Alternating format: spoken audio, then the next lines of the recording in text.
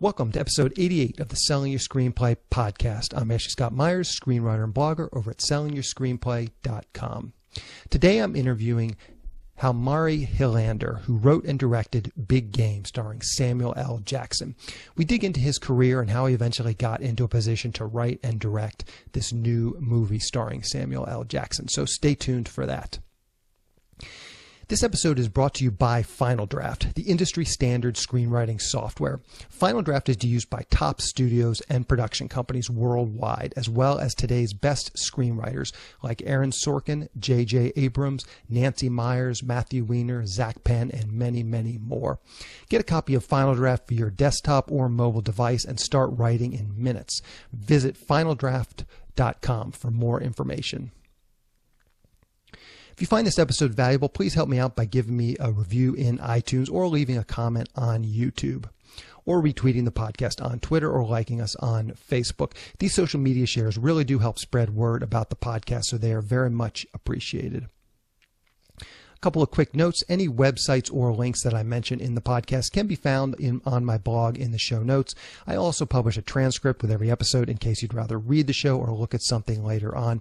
You can find all the podcast show notes at www.sellingyourscreenplay.com/podcast, and then just look for episode number 88. If you want my free guide, How to Sell a Screenplay in 5 Weeks, you can pick that up by going to sellingyourscreenplay.com/guide. It's completely free. You just put in your email address and I'll send you a new lesson once per week for 5 weeks, along with a bunch of bonus lessons. I teach the whole process of how to sell your screenplay in that guide, how to write a professional logline inquiry letter, how to find agents, managers, and producers who are looking for material. It really is everything you need to know to sell your screenplay. Just go to sellingyourscreenplay.com/guide. Quick few words about what I'm working on. I'm working on another spec script. It's a limited location sci-fi thriller screenplay. I would say it's somewhat similar to David Cronenberg's movie The Fly. I presented it at my writers group last Tuesday. It went over reasonably well, but it was pretty underdeveloped, which actually seemed to help in terms of the notes I got, because people were able to give me very big, broad notes, basically telling me how they would approach my story.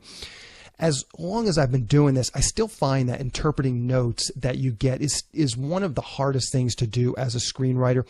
Sometimes you agree with notes and aren't sure how to implement them, but a lot of the times you don't fully agree, but you think that there's some validity to them, but you're just not quite sure whether you should take them or not. And this is really, it's really is one of the most difficult things, if not the most difficult part of the screenwriting process. When you're sitting in your room, you're writing, basically you have full control over everything, but then you send it out, you start to get notes from people, and a lot of these people are really smart, and a lot of the ideas are really good ideas, but those really good ideas might totally change sort of the direction of your project, and you're just sort of left wondering, well, maybe this is a good idea, maybe this isn't. And I don't know that there's any good way to get through this other than just, kind of doing your best. But there's always a little bit of insecurity. There's always notes that I'm not taking, and I look at them, I think, these are pretty good. This is a pretty good idea, but I just don't really know how it's going to work sort of in the context of what I'm trying to write. So anyways, I got some good notes. I'm kind of at the crossroads. As I said, with this project, it was pretty underdeveloped. One of the things with this writers group is you present every 5 weeks. So it was my turn to present. I really wasn't ready to present, but I was like, I'm just going to push, get this first act. I had kind of a loose idea for a story. So I put these first, it was about 18, 20 pages. I think it was 18 pages. It was basically the first act. And as I said, the notes, people seem to like it, but it's just very, very underdeveloped. And the notes were kind of all over the place. And as I said, some good notes, but I'm honestly not sure how to take them or what direction I want to go with this project. So screenwriting wise, that's what I'm working on. I'm slowly starting to gear up for my Kickstarter campaign on my limited location mob action thriller. I haven't done a lot since last week when I started talking about it on the podcast. I've been looking at reels from a few different cinematographers, really trying to figure out, and I'm not an expert at cinematography, so sometimes I find it somewhat hard to look at reels and really decipher which one is better than the others.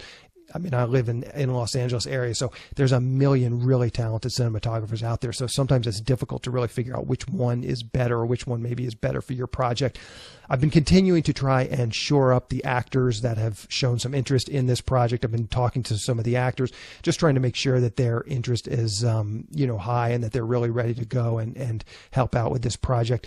I'm also starting to read as much as possible on how to run a successful Kickstarter campaign. I interviewed the founder of Seed and Spark, which is kind of like Kickstarter for films, specifically for films and TV projects, and they have a lot of good resources. So I started to go through those resources and just kind of figure out how I'm going to gear up for my Kickstarter campaign.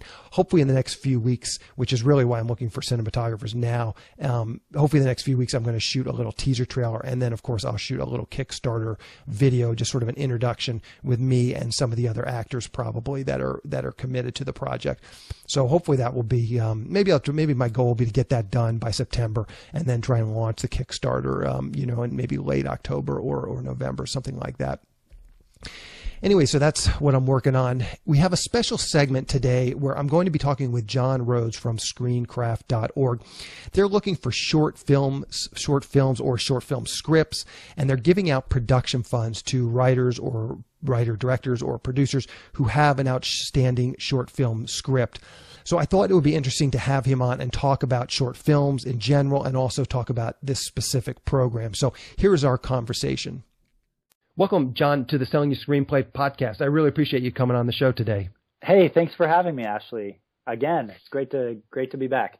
Yeah. So you're running a short film contest, and we're going to talk about that in a minute. But I thought it would be interesting to start out to just sort of talk about short films in general. And maybe to start out, short films is something I really recommend people can do, especially in this day and age. It's cheap, it's inexpensive, so it's a great way to kind of get yourself on the board. So maybe we can just start out by talking about what are some of the benefits to a screenwriter to doing shorts?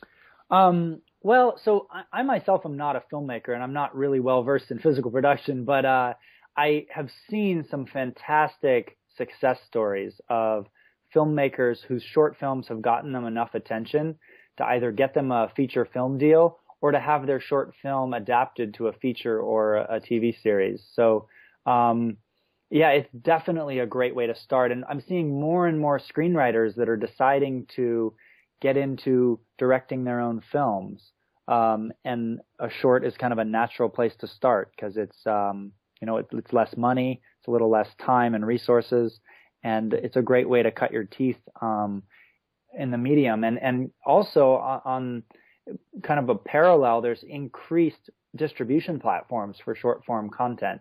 And there's also increased like branded entertainment. There's ways to actually get your short film financed by, having a product placed in it or finding, some interesting distribution partner. And so we have an annual short screenplay contest, and it was so popular, and we discovered so many awesome short screenplays, and writers kept asking us, what can we do? What can we do? And so we decided what a lot of these writers and filmmakers need is the resources to make their short screenplay a reality and bring the script to screen. So we launched our short film production fund. And let me cut you off sure. there. We're going to, as I said, we'll dig into that specifically. I want to go back on a couple things you said. You said that you're seeing some new channels for shorts and potentially to actually make money from a short. I wonder if you can elaborate on that and give us some examples of that, because that's always one of the big knocks I think people hear on shorts is there's not a lot of opportunities to make money. At least if you make a low budget feature film, there are some. There's a small chance at least that you might recoup your money. So maybe we can talk about that for just a second. It's a great question. I think in general, you're right. It's harder to make money from a short film, and I don't think that should be the primary game plan for a filmmaker, is to think they're going to make a short and somehow recoup the budget from selling tickets to it or selling, downloads or even selling advertising on it, because that rarely generates much revenue. I think the biggest success stories from short films comes from festival accolades and from, just online attention. It's basically a calling card. And there's more ways than ever to get your short out there in front of people than ever before. And you can do, the means of production are so accessible now. With a DSLR camera and a laptop, you can create some really high production value content. The limitations are really just in the skill of the person holding the camera and the team of actors, and producers that you surround yourself with. So it's pretty exciting. I think, we did an event about a year and a half ago called Shortcut here in Los Angeles. It was called Shortcut, From Online Short to Studio Feature, and we profiled a panel of 4 filmmakers whose short films had done so well that it got them a studio film deal. So we had Fede Alvarez, which many people know now for his feature Evil Dead, the remake of Evil Dead. But before he did that, big studio horror film, he had a little online short film called Ataque de Panico. And he was just an aspiring filmmaker in Uruguay. And from, fairly obscure beginnings, is now kind of a Hollywood director. So he's a pretty cool guy. Also on the panel was Spencer Susser, who had done some shorts with the Blue Tongue group out of Australia. And then he did a feature film called Hesher, which premiered at Sundance and had some movie stars in it. So there's a lot of ways that a short film can get you attention. Also, Whiplash, one of my favorite films from this past year, started as a short film. My friend Sean Covell is a producer, and his first feature film was an adaptation of a short film called Napoleon Dynamite. So there's a lot of examples of short films which have been able to basically express the vision of the filmmaker in such a compelling way that it spawns the feature. Yeah. I'm curious if you remember when you were doing this panel with these 4 filmmakers, do you remember any of the specifics of what they actually did with their shorts? Did they just throw it up on YouTube? Did they enter it into contests? Do you remember any of the sort of the logistics of promoting those shorts? Yeah, it was really a combination. And I think it really demonstrated that there is no secret formula and there really is no one way. Ultimately, the short has to be pretty awesome. It just has to be a really well crafted and worthy short. But there was both, Fede Alvarez, his short just went viral online and caught the attention of some, Hollywood producers. But with Hesher, Spencer Susser, he did a short film that did the festival circuit. It got into some regional festivals and Sundance showed it, and it got a lot of attention after festivals online. And that led to him getting a feature deal out of it. So there's different. Also, here's an interesting strategy is I'm trying to remember his name. He did a Dan Trachtenberg. If you look up his short online, he did a short film called Portal No Escape, and it was essentially a short film, a fan film based on a video game. But he did it so well that it went viral among all the, gamer blogs. And he spent some time kind of cultivating relationships with a lot of the gamer blogs. He started a website called like One Awesome Thing a Day or One Cool Thing a Day. I forget what it's called. And through that, a couple of years of grooming relationships with top bloggers, when he was ready to release his short film, he kind of manufactured the virality of it. It was also just very well executed and really fun. But when you make a fan film with pre-existing intellectual property, you have some pre-awareness in there that can really, leverage awareness. And you can do that under, fair use law if you're not monetizing the short itself. You're just kind of using it as a piece of fan film, but that can get you a lot of attention as a filmmaker or a screenwriter. So that, I would say, is one interesting strategy. But there's so many different ways that people do it. Yeah, sure. Okay, so let's dig into your contest. Maybe you can kind of give us an overview and people can figure out if it's a good fit for them. Well, so we have an annual short screenplay contest, which we launched earlier this year, and we were just blown away with how many people had short screenplays, and good ones at that. And so we launched not a contest, but a production fund. And our production fund, I went to some friends of mine here in Los Angeles or in Beverly Hills have a company called Bondit, which is a media hedge fund, and they invest in a variety of media projects, feature films, and some technology. And I told them, like, look, we've got these amazing short screenplays. We'd love to find a way to get financing for these films. What if we could come up with a creative way where it makes business sense to give them funding and also in-kind production support? And they loved the idea. Their sister company is Buffalo 8 Productions. And so we came up with this idea of a short film production fund. So we're offering grants of $10,000 to $20,000 every 3 months to at least one short film. And you can apply on our website, screencraft.org. And we're really excited. We're going to do a minimum of 4 a year that we're going to finance and also provide in-kind production support to, but up to 10 a year, depending on the quality of short screenplays that come across our desk. Mm-hmm.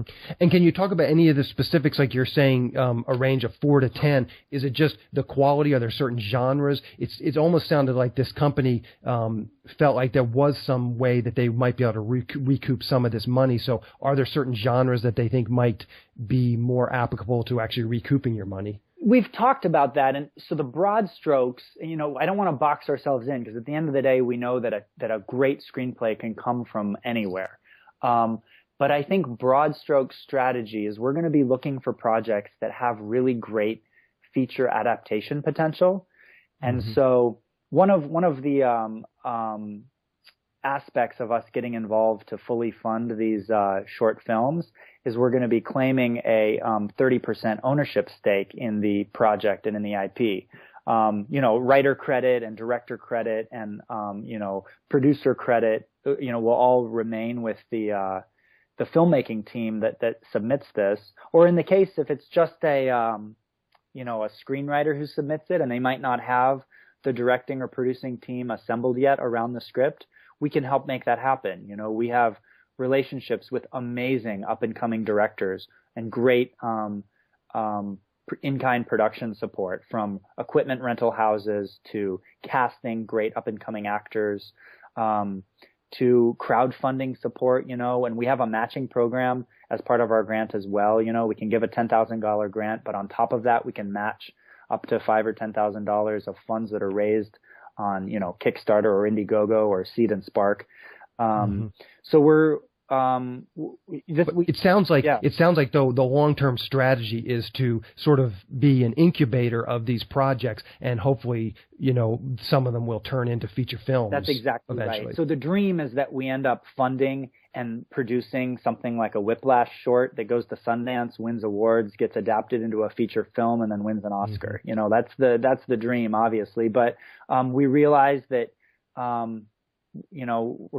we're prepared to spread this venture over a couple years and fund, dozens of these short film projects in the hope that one of them becomes a breakout success. Yeah. And are there any eligibility restrictions? I mean, if someone has already made a bunch of shorts, if someone has already made this script, maybe they made a version of this short, it wasn't very good, they want to get some more production funds. Yeah. I mean, are there any eligibility requirements for the script, the writer? I mean, it's pretty broad, but all the application guidelines and eligibility requirements are right there on our page at screencraft.org. You can, go there to see all the fine print, but the broad strokes are anyone, anywhere in the world can enter. They have to own all the rights to the screenplay. So the person submitting either has to be the writer who owns it, or it has to be a producer who, has purchased the script and owns it. And it has to be, intellectual property that they own as well. You can't write a short about Superman and submit it because you don't own the rights to Superman. But other than that, you can even submit a project that's already in production. We're happy to consider projects that are looking for finishing funds. So it's really all stages, whether it's just a screenplay with no director attached, or whether it's a short film that's already partially shot and has a director and a producing team. They're just looking for more support and financial assistance. We're looking for all those projects. Mm-hmm. Now, is in deciding if this is a good fit for your fund, do you look at the whole team? Obviously, if a screenwriter just submits a script, then there is no team. But if he submits a script that already has a director and a producer, is part of your decision going to be based on, well, we don't like the director, or yes, we really do like the director? Is that influence it at all? It is, absolutely, yeah. But like I said, we still have really broad criteria. So we're going to be interested in reading screenplays that are just screenplays. And if it's a great screenplay and it inspires us, then we're going to want to make it happen. We're going to want to put the money in and connect it to what we feel like would be the right director. And all of this will be on a case-by-case basis with the writer, Yeah. And by the way, if we award a grant to a writer and they decide they don't want to accept the grant and our terms, we're not going to force it on anybody. Yeah, sure. But sure. we think, and we've gotten a fantastic response so far. People have been really enthusiastic. We've had festivals reaching out to us to ask if they can support this as well and get, our funding opportunities for their finalists. And we think that this is just going to be a really great program, and we're excited, to see. Hopefully this time next year I can come back on your podcast and tell you about the 10 short films that we financed, and that, that some of them are going to be at Sundance or Cannes or have gone viral online. We'd love to have some really exciting success stories in a year's time. Yeah. So if the URL is not too unwieldy, you can mention that now. I will definitely link to it in the show notes so people can find it. Okay, yeah, it's screencraft.org/fund. And you can just Google perfect. Screencraft Production Fund as well, and it'll pop up. Okay, perfect. That's pretty simple. So I just like to end these interviews. You can maybe just tell us your Twitter handle and Facebook page, and people can find those too, just if they want to follow along with Screencraft. Okay, great. Yeah, our Twitter handle is Screencrafting, and our Facebook page is just Facebook.com/screencraft.org, and you can find us, on Google, and sign up for our email list too. We love to get new subscribers. We have a weekly email newsletter that shares the top content from our blog about, inspirational and educational content about the craft and business of screenwriting. Perfect. Well, John, this has been great. I'm excited to see how this goes, because this does sound like a great opportunity. Cool. Well, thank you very much for having me, Ashley. A big fan of your podcast and all your services as well. So it's thank you. Great to be on your show. Okay, so that was John Rose from screencraft.org. If you have a short screenplay, definitely check that out. So now let's get into the main segment. Today I'm interviewing Jalmari Helander, writer-director of the new film Big Game starring Samuel L. Jackson. Here is the interview. Welcome, Jalmari, to the Selling Your Screenplay podcast. I really appreciate you coming on the show. Thanks. Nice to be here. So let's dig into your latest film, Big Game, starring Samuel L. Jackson. To start out, maybe you can give us a quick pitch or a log line for the film. Well, it's a story about what would happen if Air Force One would crash land in northern Finland in the middle of nowhere, and president meeting with the 13-year-old hunter. And it's basically that. Okay, perfect. And I will link to the trailer in the show notes so people can catch the trailer and kind of get up to speed on that. So where did this idea for a story come from? Well, we had a lot of thinking with Petri Jokiranta, the producer of the Rare Exports, what would be the next project. And in one of our conversations, it was almost like a joke, which I said, like, it should be something like Air Force One crashing to Finland or something, and then Petri was like, that is actually a really good idea. And, it pretty much changed everything we had planned before, and it started from that, and then we just had to figure out what would be the best character to meet the President of the United States in the middle of nowhere, and that's basically how it went. Yeah. I'm curious. When I talk with a lot of non-American director and producers, there always is this sort of desire for them to get sort of an American angle into the story. And I'm curious, you just mentioned like discussions you were having with your producer. How top of the mind is that you need some sort of an American angle? I assume it's to sell the story to Americans ultimately, but just take us through sort of that process. Were you guys just spitballing ideas and trying to come up with different angles? And how important is it to incorporate some sort of an American angle into the story?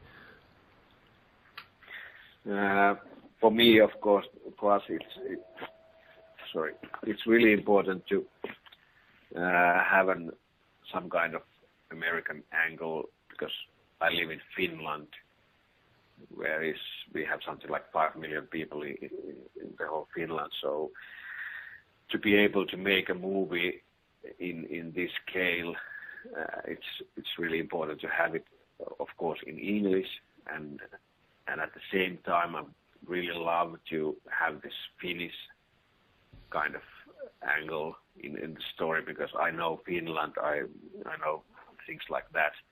Mm-hmm. So it's we were basically trying to figure out an idea how to create a situation that would mix these two elements.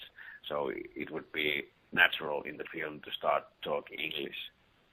And which is like one of the things you just have to have if you want to have a bigger budget. Because if they were talking to Finland, in Finland, it probably we could have something like 3 million to do it. So. Yeah, sure. Now, tell me, you said that you and your producer were kind of spitballing ideas. So take us through that. And I said once you came up with this idea, it kind of changed everything. So what were some of sort of the other ideas that you were considering?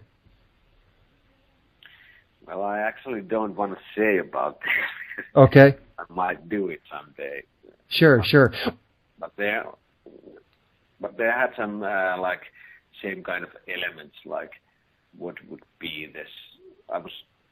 The basic thing was for me to have some kind of everyday kind of situation or some kind of normal situation in a first act, and then something really big has to happen, and that's what we were trying to figure out. What would be that really big thing would happen and change everything and start the adventure.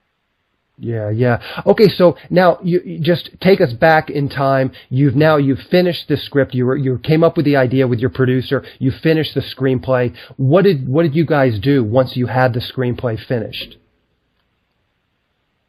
Well, we had a quite good network after I don't know if that's a word in this case, but after Rare Exports, we knew a lot of people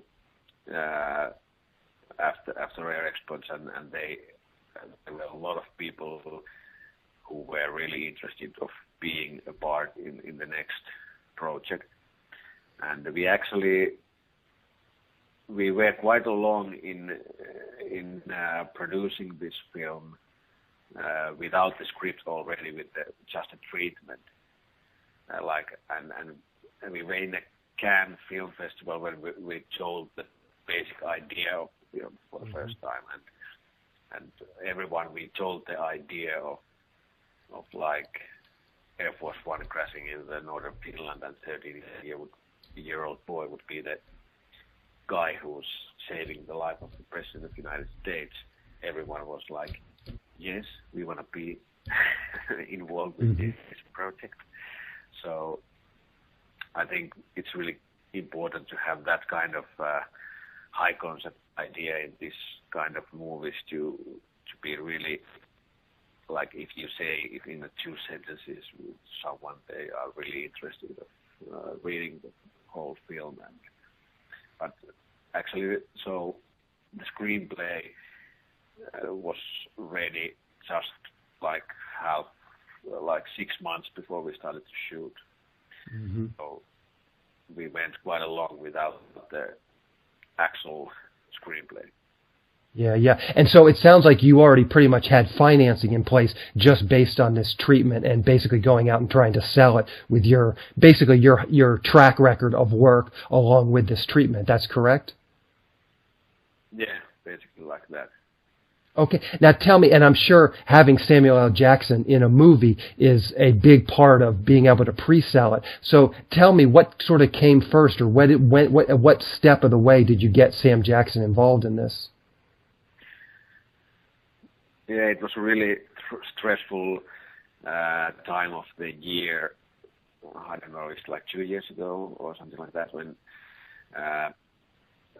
we had the screenplay ready like 2 months before Cannes Film Festival, and we were planning to start shooting in the end of the summer. So we had 2 months to find a star in this movie that we could actually pre-sell the film to finance the rest of the budget. So it was really tight schedule, and my agent and our friends in the UK did a great job with trying to find. We had some people in mind, and we didn't have Samuel L. Jackson actually in our list. We just heard one day that actually Samuel L. Jackson is really interested of this film, and it was a really big surprise. And now I was of course like really happy that that would be really good. And they started to negotiate, and we finally got the deal ready before Cannes, and they could start the pre-sale of the film. But it came really close to, because normally it takes quite a hell of a lot longer than 2 months to be able to pull that off. But I'm really lucky that it went like that. Yeah, yeah. So, but the bottom line is, it sounds like you had already raised most of your money, if not all of it, before Samuel L. Jackson was involved in the project. Is that correct? Of course, there was still big chunk money missing, and actually the budget went higher because of Sam in this movie, but of course it still made it possible to finance the rest of it. Yeah, yeah. But we had like, well, it's not probably my place to talk about it. I'm not so familiar how the budget was built, but we had, of course, we had some money before Sam was attached. Yeah, yeah. I saw the movie. I watched the movie a few days ago. I mean, it's very impressive. The special effects were excellent. The action scenes were excellent. And I'm always curious, where did most of like your effects guy and your post production, where did that take place? Was that in Finland? Do you have that level of talent in Finland to do this kind of thing, or was that back in Hollywood or somewhere else? Actually, it was in Germany. Okay. It was really important to me from the very beginning to have special effects like VFX, which would like be as good as in American big films. So I really wanted to work with Scanline. They have done films like White House Down and Iron Man 3 and stuff like that. So I really wanted to have as cool Air Force One as they have in White House Down. So and films like that, and they were really good to work with. And for me, it was really important to pull that off. Like, if these don't work, then why are you trying to do something like this? Yeah, yeah, yeah. No, you guys did a great job. I mean, the special effects absolutely top notch. Yeah, and I'm really happy about it. So how can people still see Big Game? Maybe you can kind of give us a quick breakdown of the release schedule, the theatrical release, when it's going to hit video on demand. I think it's going to be, it's 26th of this month, if I'm not mistaken. Mm-hmm. And it's going to be happening in theaters and video on demand at the same time. Okay. In the U.S. Perfect. And I always like to wrap up these interviews. You can tell us if you have a Twitter handle, just something. If someone wants to learn more about you or follow along with what you're doing, you can just tell us. If you're on Twitter, tell us your Twitter handle, or if you have a blog, Facebook, anything that you feel comfortable sharing, so people can kind of just learn what you're doing and what you're up to. Well, actually, I don't have anything like that. Is that right? Fair enough. Basically like personal stuff, and I'm not that kind of like a media person. Yeah, no problem. Keep things by myself, yeah. Sure. No problem at all. So, Jalmari, I really appreciate your time doing this interview. Very interesting. As I said, excellent film. I watched it a couple of days ago. I wish you luck with it. Yeah. I wish you luck too, and it was a good interview. Thank you for that. Perfect. Thank you. We'll talk to you later. Okay, thanks. Bye. A quick plug for the SYS Screenwriting Analysis Service. It's a really economical way to get a high-quality professional evaluation of your screenplay. When you buy our 3-pack, you get evaluations at just $67 per script for feature films and just $55 for teleplays. All the readers have professional experience reading for studios, production companies, contests, and agencies. You can read a short bio on each reader on our website, and you can pick the one who you think is the best fit for your script. Turnaround time is usually in just a few days, but rarely more than a week. The readers will evaluate your script on 6 key factors: concept, character, structure, marketability, tone, and overall craft, which includes formatting, spelling, and grammar. Every script will get a grade of pass, consider, or recommend, which should help you roughly understand where your script might rank if you were to submit it to a production company or agency. We provide analysis on features and television scripts, and we also do proofreading. So if you don't want an analysis but would like someone to proofread your script, we offer that now too. We will also look at a treatment or outline and give you the same analysis on it. So if you're looking to vet some of your projects, this is a great way to do it. We will also write a logline and synopsis for you. You can add this service to the analysis, or you can simply purchase this service as a standalone product. As a bonus, if your script gets a recommend from a reader, you get a free email and fax blast to my list of industry contacts. This is the exact same blast service I use myself to promote my own scripts, and it's the same service I sell on the website. It's a great way to get your script into the hands of producers who are looking for material. So if you want a professional evaluation of your screenplay at a very reasonable price, check out www.sellingyourscreenplay.com/consultants. In the next episode of the podcast, I'm going to be interviewing Tony Alupis. He wrote an indie drama thriller called Safe Light. He talks very openly about how he got this movie made and how he jump-started his career. So keep an eye out for that episode next week. To wrap things up, I just want to touch on a few things from today's interview. I would highly encourage you to take a look at Jalmari Helander's IMDb page. He mentioned in the interview his other feature film called Rare Exports, which helped him get into a position to write and direct this film. And then before that, he had done a bunch of short films. I think he's a real good example of someone who just got out there and made things happen. I talk a lot about this on my podcast, and I talk a lot on my podcast about shorts. And here is another good example of someone who started out writing and directing shorts and slowly worked his way up to eventually shooting a feature film, and then eventually this feature film, Big Game, which we talked about today. Keep in mind too, the feature film Rare Exports that he mentioned, it was not like a huge international box office hit. It was a solid movie, but it helped him move up the food chain a little bit and get him into a position where he could write and direct this new movie, Big Game. And this new movie is a solid film too. I would encourage you to check it out, this movie, Big Game. Again, it's a solid, well-done film. And I think if you watch his career, I think you'll see on his next project, he'll probably move up the food chain a little bit more.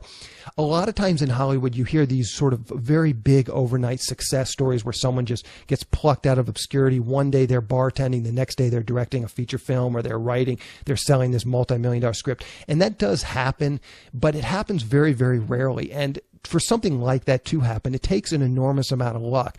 And if you look at this guy's career, what he's done, go back and, as I said, look him up on IMDb page.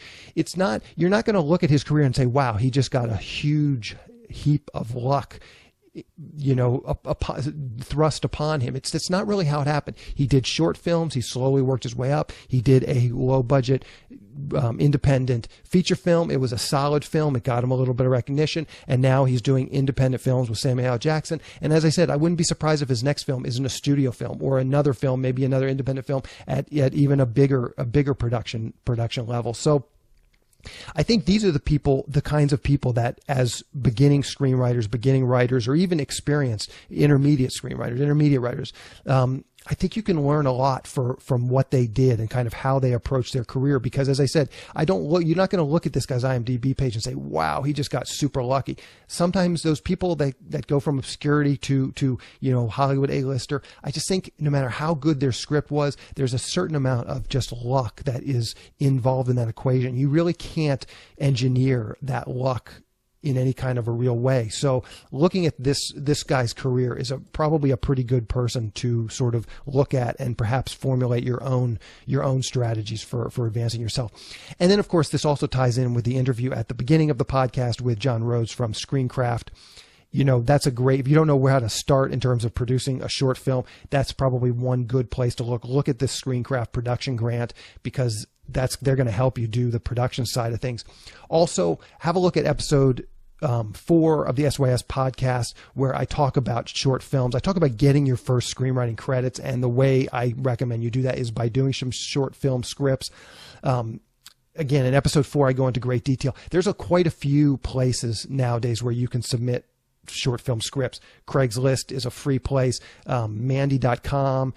There's a whole bunch of them. Inktip will typically have one lead per week in their newsletter of shorts.